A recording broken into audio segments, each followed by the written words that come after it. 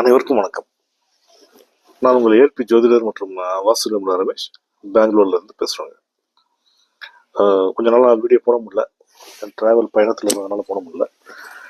Okay, இது வந்து முந்தா நாள் வந்த ஜாதகம், 2 நாளுக்கு முன்னாடி வந்த ஜாதகம். ஜம்மு காஷ்மீர்லேருந்து இந்தியன் ஆர்மியில் வேலை செய்கிற ஒரு ராணுவ வீரர் நம்மளோட கூப்பிட்டுருந்தாரு. எதை பற்றினாக்கா அவரோட அண்ணனை பற்றி கேட்கறதுக்காக மட்டும் கூப்பிட்டுருந்தாரு. அதாவது அவரோட அண்ணன் வந்து இன்னும் கல்யாணம் பண்ணாமல் இருக்கார் சார். எதுக்கடலும் வேலை இல்லை பிரச்சனை, அதனால் நான் வேலை கரெக்டாக செட் ஆன பிறகு கல்யாணம் பண்ணிக்கிற மாதிரி சொல்கிறாரு. அவருக்கு கல்யாணம் ஆனால் தான் வந்து எனக்கு வந்து கல்யாணத்துக்கான ஏற்பாடுகள் நான் பண்ண முடியும். எனக்கு வயசு 30 ஆயிடுச்சு. எப்போ சார் கல்யாணம் ஆகும் எங்கள் அண்ணனுக்கு, வேலையில் என்ன சார் பிரச்சனை, அதை கொஞ்சம் பார்த்து சொல்லுங்கன்ற மாதிரி நம்மகிட்ட கூப்பிட்டு கேட்டிருந்தார். அதில் வந்து நம்ம வந்து எப்படி நம்ம ஆய்வு பண்ணோம், என்ன சொன்னோன்றது தான் வந்து இப்போ நம்ம வந்து பார்க்க போகிறோம். ஓகே, இது வந்து ஒரு ஆணோட ஜாதகம். வயசு வந்து 32 வருஷம் முடிஞ்சு 9 மாதம் 14 நாள் ஆகுது. லக்னாதிபதி புதன் எங்கே இருக்காருன்னு பார்த்தீங்கன்னா 1க்கும் 10க்கும் ஆதிபத்தியம் பெற்று 7ஆம் வீடான மீனத்தில் இருக்கார். இவருக்கு வந்து ஏக நட்சத்திரமா உத்திரம் 2 போயிட்டு இருக்கு. நட்சத்திராதிபதி சூரியன் வந்து 8ல் போயிட்டு இருக்காரு. சரி, இப்போ இவருக்கு திருமணம் வந்து எப்போதான் நடக்கும் அப்படின்னு பார்க்கும்போது சனி பகவான் எங்க இருக்காரு, அதாவது இவருக்கு வந்து எப்போ நடக்கும் அப்படின்னு பார்த்தீங்கன்னா இவர் உத்திரம் 4 வரும்போது, இப்போ வந்து உத்திரம் 2 ஏக நட்சத்திரம், உத்திரம் 4 ஏக நட்சத்திரமா வரும்போது சனி பகவான் வந்து எங்க இருப்பாரு பார்த்தீங்கன்னா அந்த சமயத்தில் கோச்சாரத்துல மீனத்துல போயிட்டு இருப்பாரு. அதாவது அது காலம் எப்போன்னு பார்த்தீங்கன்னா 31 அக்டோபர் 2027 இருந்து 10 டிசம்பர் 2028 இவருக்கு வந்து திருமணத்துக்கான காலம் வருது. அப்போ வந்து பார்த்தீங்கன்னா ஒரு வயசு வந்து 34 வருஷம் முடிஞ்சு 6 மாதம் 9 நாள் ஆயிருக்கும். நவாம்சமும் பார்த்தீங்கன்னா நிகழ்காலத்தில் போயிட்டு இருக்கும். இந்த சமயத்தில் என்ன பண்ணுவார் ஜாதகர் அப்படின்னு பார்த்தீங்கன்னா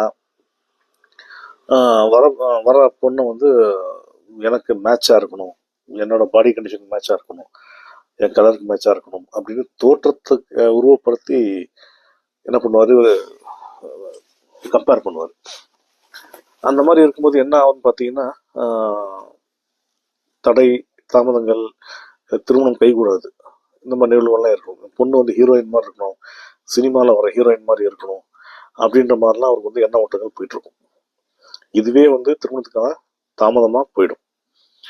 இவருக்கு ஏற்கனவே வந்து அந்த சமயத்தில் என்ன வயசுன்னு பார்த்தீங்கன்னா 34 வயசு முடிஞ்சு கிட்டத்தட்ட 20 நாள் ஆயிருக்குங்க. பொதுவாகவே வந்து 30 வயதிற்கு மேல் திருமணம்ன்றது அவ்வளவு ஏற்புடையதாக இருக்காது. திருமண வாழ்க்கை சைக்கலாஜிக்கலாகவும் மெடிக்கலாகவும் வந்து சரியாக போகாது. இது வந்து ஒரு ஆய்வறிக்கையே சொல்லுது. இப்போ வீரியம், கர்ப்பப்பையோட தன்மை, ஆண்களோட அந்த உயிரணுக்களின் தரம், இது எல்லாமே 30 வயசுக்கு வரைக்கும் ரொம்ப நல்லா இருக்கும். அதுக்கப்புறமே இருக்கு, இல்லைன்னு சொல்ல கிடையாது. பட் என்ன அப்படின்னு பார்த்தீங்கன்னா அந்த ஒரு மாதிரி மெடிக்கலி பல தொந்தரவுகள் ஏற்படும். இப்போ உதாரணத்துக்கு இவர் வந்து ஒரு ஒர்க்கிங் பர்சனாக இருக்காருன்னு வைங்களேன்.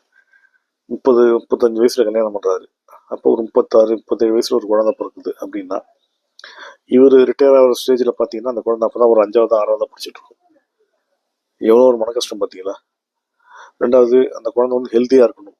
அப்போ அந்த விதை ரொம்ப ஹெல்த்தியாக இருக்கணும், விதையை தாங்குற பை ஹெல்த்தியாக இருக்கணும். ஸோ ஒன்றுவேளை ஒன்று காம்ப்ளிகேஷன் வந்துட்டு இருக்கும். 2வது, உங்களுக்கு 30 வயசு வரைக்கும் தான் வந்து ஜாதகமே வரும், வரனே வரும்.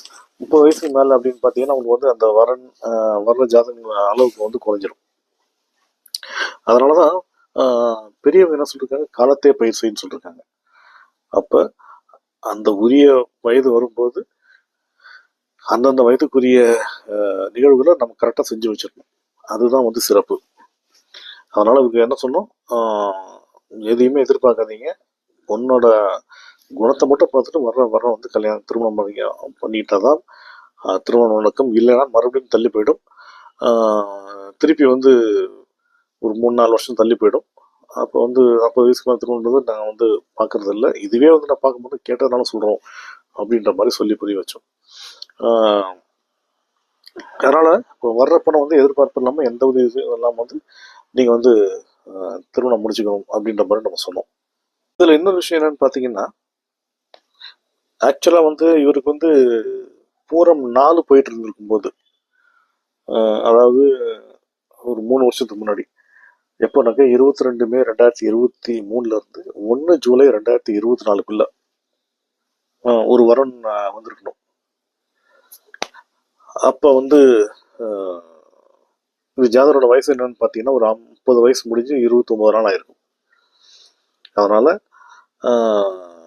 ஆனால் இவர் என்ன பண்ணிருப்பாரு, அந்த பொண்ணோட படிப்பு இல்லை குடும்பம், வருமானம், பேச்சு இதை பற்றிய விஷயங்களை பேசி வந்து பேச்சு வழக்கில் வந்து முன்ன பின்ன ஆகி அந்த திருமணம் வந்து கைவிடாமல் போயிருக்கணும். அப்படி எதுவும் நடந்துருந்தாங்களா அப்படின்னு ஒரு கேட்கும்போது, ஆமாம் சார், கரெக்டாக நீங்கள் சொன்ன மாதிரியே இப்படி தான் நடந்துச்சு. பொண்ணோட வருமானத்தை பற்றி பேச்சு வந்துச்சு, பொண்ணோட படிப்பை பற்றி பேச்சு வந்துச்சு, அப்புறம் இவரோட வருமானத்தை பற்றி பேச்சு வந்தது. அதனால் வந்து கரெக்டாக சேரல சார், அதனால் அவங்க வேணாம்னு சொல்லிட்டாங்க அப்படின்னு சொன்னார். ஸோ அதனால் நம்ம திருப்பி மறுபடியும் என்ன இன்சிஸ்ட் பண்ணோம்னாக்க, இனிமேலும் வந்து இந்த வேலை வருமானம் நம்ம எந்த பேச்சும் பேசக்கூடாது. வர பொண்ணோட குணத்தை மட்டும் பார்த்துட்டு திருமணம் பண்ணிக்கோங்க அப்படின்னு சொல்லி புரிய வச்சோம். சரிங்க சார், நானும் வந்து எங்கள் அண்ணன்கிட்டையும் எங்கள் அப்பா அம்மாட்டையும் பேசுகிறேன் அப்படின்னு சொன்னார். அதுக்கப்புறம் அவங்களுக்கு விட்டது. சரி, வழிகாட்டுறது மட்டும்தான் நம்ம வேலை. அதை கரெக்டாக ஃபாலோ பண்ணாதும் அவங்களோட வேலை.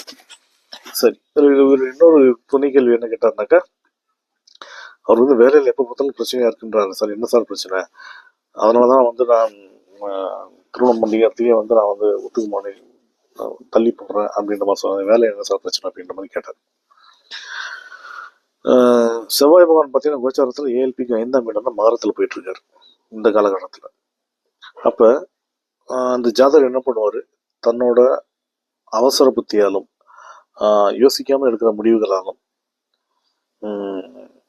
மனம் வந்து வேலையில் கவனம் செலுத்தாமல் வேற எதையோ விஷயத்தில் மனசோட கவனத்தை செலுத்துறதுனாலையும் கம்பேரிசன், நான் இவ்வளோ வேலை பார்க்குறேன், எனக்கு சம்பளம் இவ்வளோ இருக்குது, ஒன்றுமே செய்யலை, அவனுக்கு வந்து அவ்வளோ சம்பளம் தராங்க, நான் எதுக்கு வேலை பார்க்கணும் அப்படின்னு இவராக ஒரு கற்பனையாக ஒரு கோட்டையை கட்டிட்டு அது உள்ள வாழ்ந்துட்டு இருக்காரு. ஆனால் உண்மை வந்து அது கிடையாது. வேலை நல்லா இருக்கு. ஏன்னா ஒருத்தருக்கு வந்து சம்பளம் தரது வந்து சும்மா கொடுத்துட மாட்டாங்கல்ல, என்ன வேலை செய்யறாலும் அதுக்கு தகுந்த சம்பளம் தானே கிடைக்கும். அப்போ இவர் என்ன பண்ணுறாரு, கம்பேரிசன் பண்ணுறதுனாலே வந்து இவருக்கு வந்து வேலையில பிரச்சனை. நான் எப்படி இருக்கேன், அவன் எப்படி இருக்கான், இந்த மாதிரி கம்பேரிசன் மனசு வந்து அலைப்பாய விடுறது. இதனாலே வந்து இவருக்கு வந்து வேலையை வந்து பிரச்சனையை வந்து இவராக உருவாக்கிறார். வேலை நல்லா இருக்கு, வேலையில் பிரச்சனை வர்றதுக்கு காரணம் ஜாதகரே. அதனால இவங்க அண்ணனுக்கு என்ன சொன்னோம், இவருக்கு என்ன சொன்னோம், நீங்கள் போயிட்டு உங்கள் அண்ணன்கிட்ட பேசுங்க, இந்த மாதிரி வேலைலாம் செக் பண்ணியாச்சு, வேலையெல்லாம் நல்லா தான் இருக்குது, நீங்கள் தான் வந்து வேலையை கற்றுக்குறீங்க. ஸோ கடமையை செய், பலனை எதிர்பார்க்காதேன்னு சொல்கிற மாதிரி நீ உன் கடமையை வேலையில் உன் மனசாட்சிக்கு தகுந்தபடி, மனசாட்சிக்கு துரோகம் இல்லாமல் நீ வேலையை கரெக்டாக செஞ்சுட்டு வா, நடக்கிறது ஆட்டோமேட்டிக்காக நல்லதாகவே நடக்கும் அப்படின்ற மாதிரி சொல்லி புரிய வைங்க அப்படின்னு நம்ம சொன்னோம். அவரும் ஆமாம் சார், அவரும் எப்போ பார்த்துட்டு தான் சொல்லிட்டு இருக்காரு, வீட்டில் வந்து கேட்டால் கூட எனக்கு அவ்வளோ, நான் இவ்வளோ வேலை பார்க்குறேன், நான் இவ்வளோ கஷ்டப்படுறேன், ஆனால் இன்னொருத்தருக்கு வந்து சம்பளம் ஜாஸ்தின்ற மாதிரி சொல்கிறாரு சார். ஆக்சுவலாக அப்படி கிடையாது. இவர் வந்து அப்படி ஒன்றும் சரியான வேலையில் கஷ்டம் இருக்கா இருக்குது, ஆனால் இவர் வந்து தன்னோட முழு ஈடுபாடை வந்து வேலையில் கொடுக்கலன்றது தான் வந்து பட்டவர்த்தனமாக தெரியுது. அதனால் அவருக்கு சொல்லி புரிய வைங்க, வேலை இப்போ இருக்கிற வேலை நல்லா தான் இருக்குது, அதை பார்த்துக்க சொல்லுங்கள். அதனால் அப்புறம் வரப்போகிற பொண்ணை வந்து நல்லபடியாக குணத்தை மட்டும் பார்த்து திருமணம் பண்ணுங்க அப்படின்னு சொன்னோம். சரி, 27 வருஷமே அப்படின்னாங்க. அதுக்கு முன்னாடி இப்போ வந்த பொண்ணு வந்தால் கூட நீங்கள் வந்து எதையுமே எந்த விதமான எதிர்பார்ப்பும் இல்லாமல் வர பொண்ணை பார்த்து திருமணம் பண்ணுங்க, வாழ்க்கை நல்லா இருக்குன்ற மாதிரி நம்ம சொல்லி புரிய வச்சோம். அவரும் வந்து சரி சார், ஏன்னா எங்கள் அண்ணனுக்கு கல்யாணம் தான் எனக்கு கல்யாணம் ஆகுன்ற மாதிரி அந்த மைண்ட் செட்டில் அந்த ப்ரெஷரில் இருந்தார். ஸோ அவர்கிட்ட சொன்னோம், நீங்கள் வந்து உங்கள் அண்ணனுக்கும் உங்கள் பேரண்ட்ஸுக்கும் புரிய வைங்கன்னு சொல்லி அவரை சமாதானப்படுத்தி அவருக்கு வந்து அதே பலன் சொன்னோம். அவரும் வந்து ரொம்ப திருப்தியாக சரி சார், இப்போ புரிஞ்சிருச்சு என்ன பிரச்சனை அப்படின்ற மாதிரி சொன்னாங்க. ஸோ நம்ம அட்சலக்கண பദ്ധதி ஜோதிட முறையில் பார்த்தீங்கன்னா எல்லா கேள்விகளுக்கும் உண்டான பதில் துல்லியமாக கால அளவுகளோட அற்புதமாக தெரியும். இப்படிப்பட்ட அற்புதமான அட்சலக்கண பദ്ധதி என்னும் தெய்வீகமான ஜோதிட முறையை உருவாக்கிய எனதருமை குருநாதர் பொதுவுடைய மூர்த்தி அவர்களுக்கும் எனக்கு கற்பித்த அனைத்து ஆசான்களுக்கும், இறைவனுக்கும், பிரபஞ்சத்திற்கும், என் குலதெய்வத்திற்கும் நன்றி. மீண்டும் வேறு ஒரு ஜாதக ஆய்வில் சந்திப்போம். வணக்கம். வாழ்க வளமுடன்.